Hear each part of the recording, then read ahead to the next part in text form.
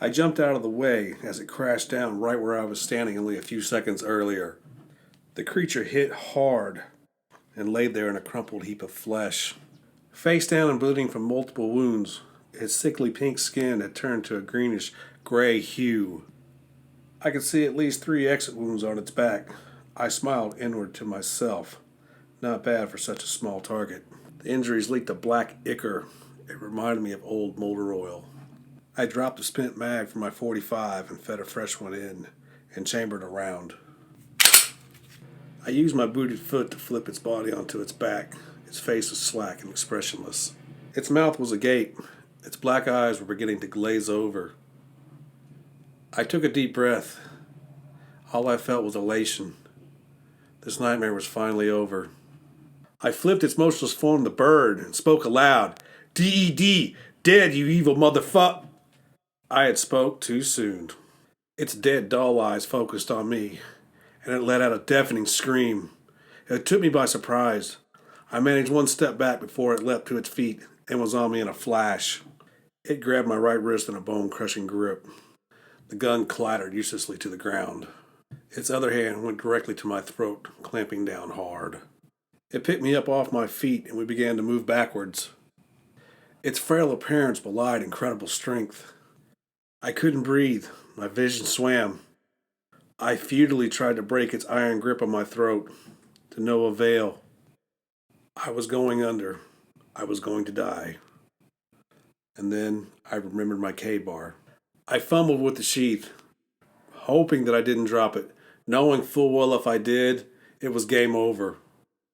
I freed the weapon and used what strength I had left to plunge the blade as deep as I could into the creature's chest. It let another high-pitched pain scream and threw me hard against the privacy fence. It would have knocked the wind out of me if I had any left. Sitting there, back against the fence, trying to breathe and not pass out as the stars danced in my vision, I watched the monster pull my knife from its chest and cast it aside. It then refocused its attention towards me.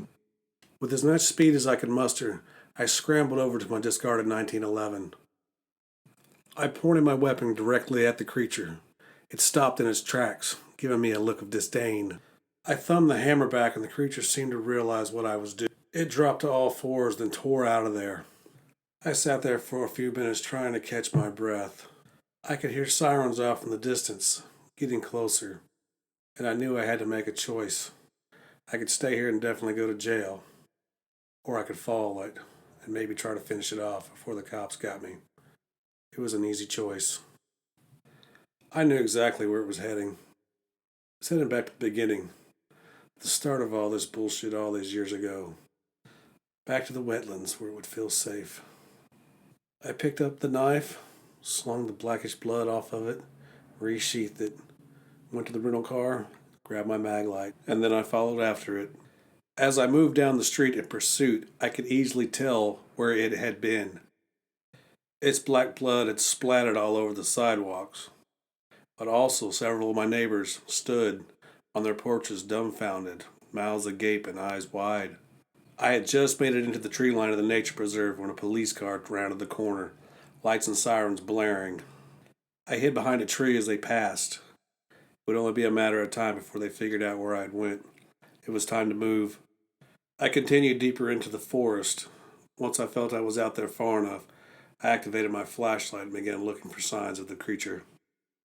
The woods around me were deathly quiet. As I continued on, I began to have that feeling of being watched. I drew my 45 and checked and double-checked to make sure that it was live and hot. I hadn't made it too much further when I heard the rustling of branches. I shined my flashlight all around, still not knowing exactly where the noise had come from. I had begun to look up when 3 black droplets landed on my face. Shining my light and aiming my gun up in the tree, it sat there perched, just watching me. Without aiming, I fired off several shots. But that damn thing was fast. It had managed to get out of the way before my bullets could do any damage. They harmlessly just struck tree limbs. There was more movement to the right and above me. It then dropped down, at least 10 feet from where I stood, and let out another one of those high-pitched screeches. I fired off my last 3 rounds, not hitting anything until the gun clicked. I fumbled for another mag, but he began to rush me, and I did the only thing I could do. I threw that big heavy 1911 right at him. It smacked him in his face and staggered him for a second. I didn't waste any time. I bolted. I ran hard and fast, crashing through the underbrush, ducking around tree branches and limbs. But in my desperate frenzy to escape, I lost my sense of direction and got lost. I came to a dead stop to catch my breath and try to figure out the best way out of here, when something grabbed me from behind. I turned to face my assailant, throwing a hard right cross right into its face. The punch barely phased as his hand slipped back up to my throat. But before it could close its grip, I headbutted it right where its nose should have been. I followed up with a knee to the groin, and then I managed to snake my leg behind its and push as hard as I could. We both hit the ground. It turned loose. I rolled over to my stomach, got to my feet, and ran like hell. Off in the distance, I could see blueberries and cherries as the cops were gearing up to come in after me. They were now my only hope. As I approached the tree line, I slowed down and raised my hands. They hadn't seen me yet, and I didn't want to get shot. I had just entered the clearing, left of the parking lot where the police were, when my feet were literally pulled out from underneath me. It began to yank me back into the woods, and I did the only thing I could do. I called out for help. Spotlights turned towards us. I could hear the footfalls of several men running our way. I heard one of the approaching cops say, "What the hell is that?" And then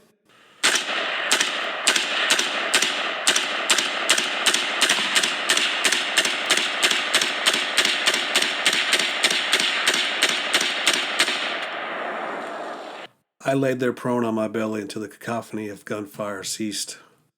When I heard one of the officers say, "Sir, sir, are you okay? Sir, sir, are you okay?" I replied, "Yes. Did you get him?"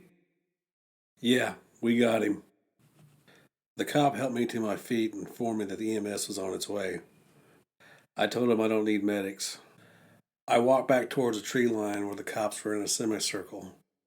I needed to know for sure if this thing really was dead. The monster's mangled form lay sprawled on the forest floor. Its sludgy black blood now leaked from over a dozen wounds. As I got closer, its head moved towards me, and it started to move. The cop closest to it didn't hesitate. He put his boot on its chest, pinning it to the ground, and aimed his shotgun right into its face and pulled the trigger. Its head exploded like a melon, vaporized flesh and bone in an instant. Its body twitched and spasmed, and then went still. I spent the rest of the night answering questions, filling out statements, and then they let me go home. A few days passed. I was packing up and getting ready to leave when I heard a knock on my door. I answered the door to two detectives, Morton and Carlyle. We exchanged pleasantries and I invited them in. They had a few follow-up questions they wanted to ask. I recapped the whole story over the last 20 or so years. Detective Morton asked if I had ever tried to talk to anyone about that, my parents, my neighbors. All I could do was laugh. Who would have believed me? They also told me that they had searched the abandoned steel mill on the far end of the property, and they had found some very interesting things in the sub-basement. They asked if I would mind accompanying them to the derelict mill. I flat out refused. They didn't ask a reason why, and I didn't offer any. We shook hands and they left. A short time later, I heard the reports of gunfire and something that sounded like an all too familiar high-pitched scream coming from the far end of the wetlands. I finished packing the car, kissed my mom goodbye, and put this town in rear view, hopefully forever.